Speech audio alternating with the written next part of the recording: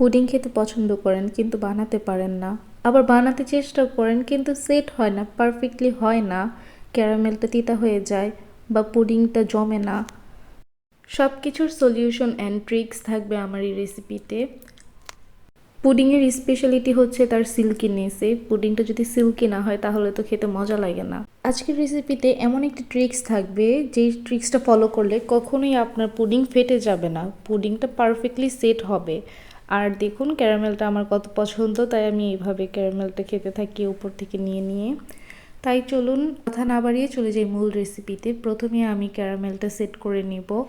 অল্প পরিমাণে পানি দিয়ে নিতে হবে। এখানে আমি 2 টেবিল চামচ চিনি নিয়েছি এবং 1 টেবিল চামচ পানি নিয়ে, যেহেতু আমি খুব অলস তাই এখানে আর প্রশ্নই ওঠে না নতুনভাবে কড়াই নষ্ট করার। যেই মোল্ডে আমি পুডিংটা সেট করব সেই মোল্ডে ডাইরেক্ট চুলার উপর দিয়ে বসিয়ে নিয়েছি। আমার ক্যারামেলটা রেডি হয়ে যাচ্ছে। যখন সাইড থেকে এমন লাল হয়ে আসবে চুলাটা নিভিয়ে দিবেন বা আরেকটু লাল হওয়ার জন্য অপেক্ষা করে চুলাটা অফ করে দিবেন। অটোমেটিক সব লাল হয়ে আপনার ক্যারামেলটা সেট হয়ে যাবে। তারপরে নিয়ে নিচ্ছি 2টা ডিম। যেহেতু আমি আজকে অল্প পরিমাণে বানাবো তাই 2টা ডিমই আমার জন্য এনাফ। পুডিং সেট হওয়ার মূল ট্রিক্সটা হচ্ছে আগার আগার পাউডার। যেহেতু আমরা সবাই জানি আগার আগার পাউডার জেলি হতে সাহায্য করে, জমে যায়, তাই আমি এখানে একটু আগার আগার পাউডার ইউজ করছি। তাহলে আমার আর রিস্ক থাকে না যে আমার পুডিংটা হয়তো ফেটে যাবে বা মোল্ড আউট করতে গেলে ভেঙে যাবে। তারপরে দিয়ে নিচ্ছি 3-4 চামচ পরিমাণ চিনি।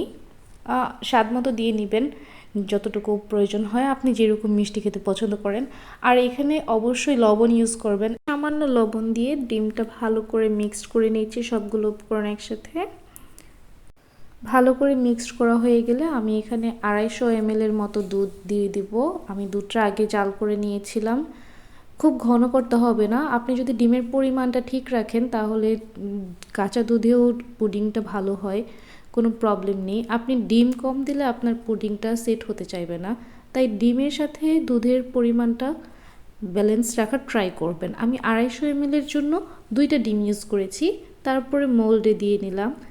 তারপরে এখানে আমি একটি কড়াইতে পানি দিয়ে উপরে স্ট্যান্ড বসিয়ে দিয়েছি। তারপরে দিয়ে দিলাম আমার বাটিটা। তারপরে ঢাকনাটা দিয়ে দিব।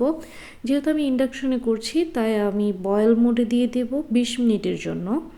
আমি টাইমটা সেট করে নিচ্ছি, দেন আমি চলে যাব আমার কাজে। আর এই দিক দিয়ে পুডিংটা হয়ে যাবে। ঠিক 20 মিনিট পর আমার অ্যালার্ম চলে আসলে আমি চলে আসলাম পুডিংটা চেক করার জন্য। একটি টুথপিক দিয়ে চেক করে নেব।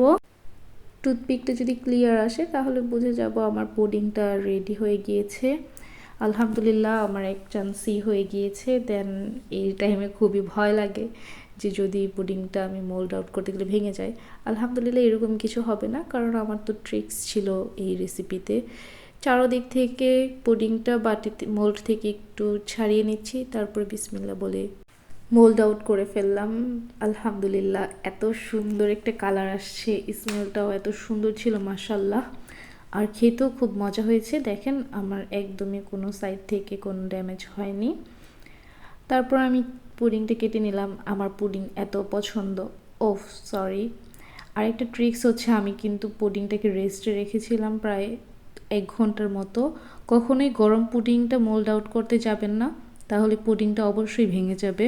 পুডিংটাকে ঠান্ডা হওয়ার জন্য সময় নেবেন। এখন যেহেতু শীতের দিন তাই আমি ফ্রিজে রাখিনি, নর্মাল পানিতে ভিজিয়ে রেখেছিলাম, বা নর্মাল টেম্পারেচারে রাখলেও সমস্যা নেই। পুডিংটা ঠান্ডা হওয়ার পরে মোল্ড আউট করবেন।